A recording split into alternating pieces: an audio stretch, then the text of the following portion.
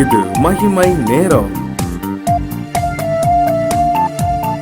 கர்த்தரும் அருமை இரட்சகருமாகிய இயேசு கிறிஸ்துவின் நாமத்தினாலே உங்கள் யாவருக்கும் என்னுடைய காலை வணக்கத்தை தெரிவித்துக் கொள்கிறேன்.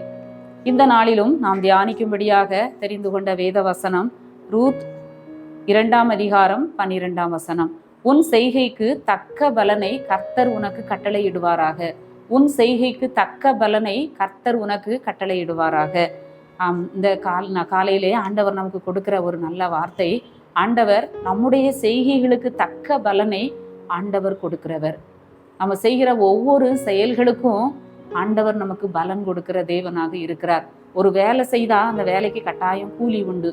அதுபோல நம்ம செய்கிற ஒவ்வொரு கிரியைகளுக்கும் பலன் உண்டு. சிலர் அநேகர் சொல்லுவாங்க, நான் எவ்வளவு ஜெபிக்கிறேன், நான் எவ்வளவு நன்மை செய்தேன், நான் எவ்வளவு நல்லது செய்தேன், எனக்கு ஒரு பிரயோஜனமும் இல்லை, எனக்கு எந்த ஆசீர்வாதமும் இல்லைன்னு சொல்லி புலம்புகிறதை நாம பார்க்கிறோம். ஆனால் இங்கே வசனம் சொல்லுகிறது, உன் செய்கைக்கு தக்க பலனை கர்த்தர் உனக்கு கட்டளையிடுவாராக. ரூத்தை பார்த்து அந்த போவாஸ் சொல்லுகிறதை நாம பார்க்கிறோம்.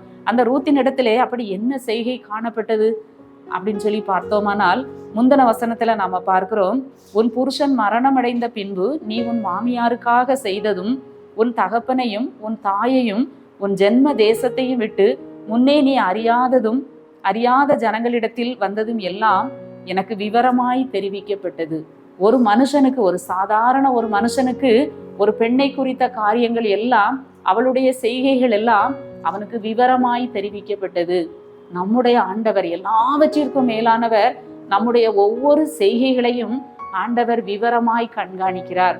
நம்முடைய செய்கைகள், நம்முடைய செயல்கள், நம்முடைய நினைவுகள், நம்முடைய நடக்கைகள், நம்முடைய கிரியைகள் ஒவ்வொன்றையும் ஆண்டவர் என்ன செய்கிறார்? கண்காணிக்கிறார். ஒரு மனிதனுக்கு எல்லாம் ஒரு பெண்ணை குறித்து விவரமாய் தெரிவிக்கப்பட்டது. அவள் யார், அவள் எப்படிப்பட்டவள், அவளுடைய குணம் என்ன, அவள் செய்த நல்ல காரியங்கள் என்ன என்பது எல்லாம் அந்த போவாசுக்கு தெரிவிக்கப்பட்டது. அவன் சொல்லுகிறான், உன் செய்கைக்கு தக்க பலனை கர்த்தர் உனக்கு கட்டளையிடுவாராக. இந்த நாளிலும் இந்த காலையிலே ஆண்டவர் நமக்கு சொல்லுகிற வார்த்தை அதான். நம்முடைய செய்கைகள் ஒவ்வொன்றுக்கும் ஆண்டவர் தக்க பலன் கொடுக்கிற தேவனாக இருக்கிறார். நம்ம மத்தேயு அந்த 25 அதிகாரத்திலே அந்த கடைசியில நம்ம பார்க்கிறோம், நன்மை செய்தவர்கள் ஜீவனுக்கு நித்திய ஜீவனை அடையும்படி போனாங்க, தீமை செய்தவர்கள் அவங்க நித்திய நரகத்துக்கு நேராக போனாங்க. இந்த உலகத்துல நம்ம செய்கிற ஒவ்வொரு கிரியையும் இந்த உலகத்திலையும் நமக்கு ஆசீர்வாதத்தை தரும், மறுமையிலும் நமக்கு என்ன தரும்? ஆசீர்வாதம், நித்திய ஜீவனை தரும். எந்த ஒரு செயலும் இந்த உலகத்தோடு என்ன செய்யாது? முடிந்து போகாது. நம்முடைய கிரியைகள், அவன் வெளிப்படுத்தலை வாசிக்கிறோம், அவர்களுடைய கிரியைகள் அவர்களோடு கூட போகும். நாம செய்த நன்மைகள், நாம செய்த அநியாயங்கள், நாம செய்த தீமைகள் நம்மோடு கூட வருமா? நம்மை குறித்து சாட்சி சொல்வதற்கு, நம்முடைய செய்கையை குறித்து பேசுவதற்கு நம்முடைய காரியங்கள் நம்மோடு கூட வரும் என்று சொல்லி வெளிப்படுத்தலை வாசிக்கிறோம். இன்றைக்கு அந்த உணர்வு இல்லாதபடி மக்கள் வாழ்கிறதை நாம பார்க்கிறோம். நம்ம செய்கிற ஒவ்வொரு செய்கைக்கும் நமக்கு பலன் உண்டு. ஒரு கடவுள் ஒருவர் இருக்கிறார், அவர் பதில் கொடுப்பார் என்கிற எண்ணம் இல்லாதபடி இன்னைக்கு உலகம் பாவத்தால் நிறைந்து கிடக்கிறதை நாம பார்க்கிறோம். எந்த ஒரு செய்தித்தாளையும் எடுத்து பார்க்க முடியல, ஒரு செய்தி நியூஸ் கேட்க முடியல, எல்லாம் துர்ச்செய்தி, எல்லாம் தவறான காரியங்கள் தான், கிரியைகள். எவ்வளவு இந்த பூமியில மனிதர்களுடைய கிரியைகள் மோசமாகி கொண்டே இருக்கிறதை நாம பார்க்கிறோம். தெய்வ பயம் இல்லாதபடி நம்முடைய ஒவ்வொரு செய்கைக்கும் பதில் அளிக்கிற கர்த்தர் ஒருவர் உண்டு என்பதை மக்கள் அறியாதபடி இன்றைக்கு வாழ்ந்து கொண்டிருக்கிறதை நாம பார்க்கிறோம். ஆனால் வசனம் சொல்லுகிறது, ஒவ்வொரு கிரியைக்கும் பலன் உண்டு என்று சொல்லி வசனம் சொல்லுகிறது. அநேகர் சொல்லுகிறதை பார்க்கிறோம். என்னுடைய வழி தேவனுக்கு மறைவாயிற்று, என்னுடைய நியாயம் என் தேவனிடத்தில் எட்டாமல் போயிற்று என்று சொல்லி சொல்லுகிறதை பார்க்கிறோம். யாக்கோபே, இஸ்ரவேலே, என் வழி தேவனுக்கு மறைவாயிற்று, என் நியாயம் என் தேவனிடத்தில் எட்டாமல் போயிற்று என்று நீ சொல்லி எப்படி சொல்லலாம்னு சொல்லி வசனம் சொல்லுகிறது. நம்மளுடைய கிரியைகளுக்கு அவர் பலன் கொடுக்கிற தேவனாக இருக்கிறார். நன்மை செய்யும் பொழுது ஆண்டவர் அதற்குரிய பலனை கொடுக்கிறார், தீமை செய்கிற பொழுது அதற்குரிய பலனை ஆண்டவர் கொடுக்கிறார். இம்மையிலும் மறுமையிலும் அதற்கு பலன் உண்டு. இந்த உலகத்தோடு அல்ல, இன்னொரு வாழ்க்கை உண்டு.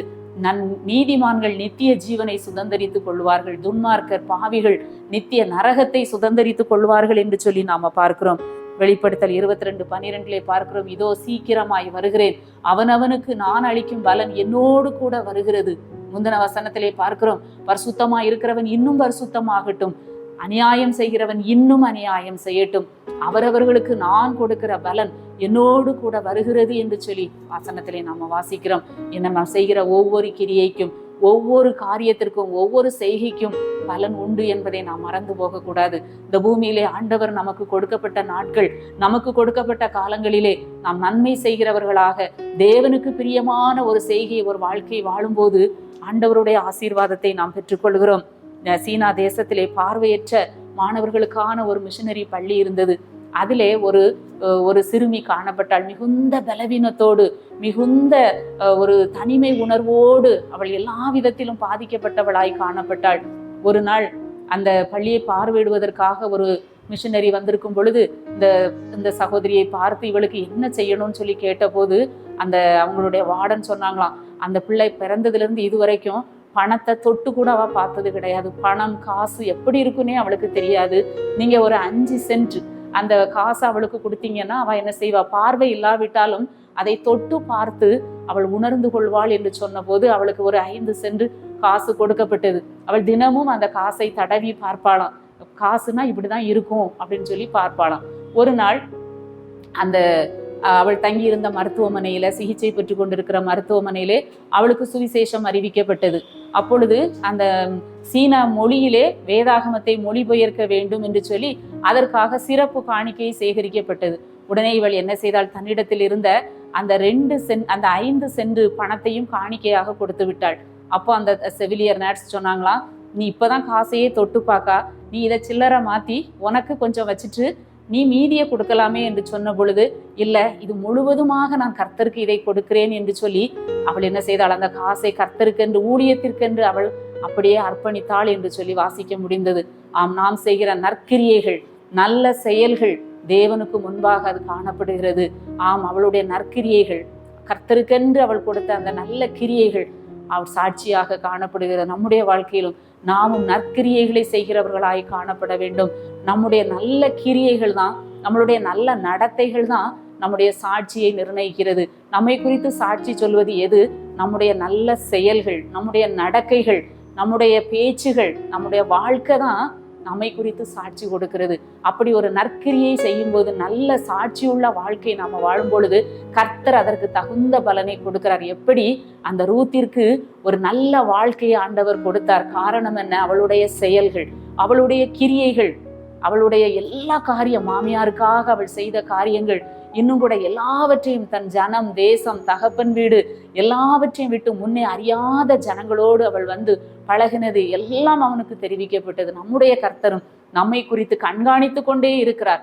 நம்முடைய ஒவ்வொரு செயல்களையும் அசைவுகளையும் ஆண்டவர் கண்காணிக்கிறார். நம்முடைய நல்கிரியை செய்யும் போது ஆண்டவருடைய நாமம் மகிமைப்படுகிறது. இம்மையிலும் மறுமையிலும் நமக்கு ஆண்டவர் ஆசீர்வாதத்தை கொடுக்கிறார். நாம் ஆண்டவரிடத்திலே, ஆண்டவரே நானும் நற்கிரியை செய்கிறவளாக, ஒரு நல்ல சாட்சி வாழ்க்கை வாழ்கிறவளாக காணப்பட எனக்கு உதவி செய்யும் என்று சொல்லி நாம் கேட்போமா? எங்களை நேசிக்கிற நல்ல ஆண்டவரே, இந்த காலை வேளைக்காக உம்மை துதிக்கிறோம், உம்மை ஸ்தோத்தரிக்கிறோம். கர்த்தாவே, இந்த நாளிலும் ஆண்டவர் எங்களுக்கு கொடுத்த நல்ல வார்த்தைக்காக நன்றி செலுத்துகிறோம். அந்த ரூத்தினுடைய நல்ல சாட்சியின் உள்ள வாழ்க்கை, அவளுடைய நற்செயல்கள் ஆண்டவரே அவள் வாழ்க்கையிலே ஆசீர்வாதத்தை கொண்டு வந்தது போல நாங்களும் நற்கிரியைகளை செய்கிறவர்களாக ஆண்டவரே நல்ல செயல்களை செய்து உம்முடைய ஆசீர்வாதத்தை பெற்றுக்கொள்ள எங்கள் ஒவ்வொருவருக்கும் கிருபை தாரும். நாள் முழுவதும் உங்க பிரசன்னத்திற்குள் எங்களை மறைத்துக் கொள்ளும். மீட்பர் இயேசு கிறிஸ்துவின் மூலம் ஜெபிக்கிறோம் நல்ல பிதாவே, ஆமேன்.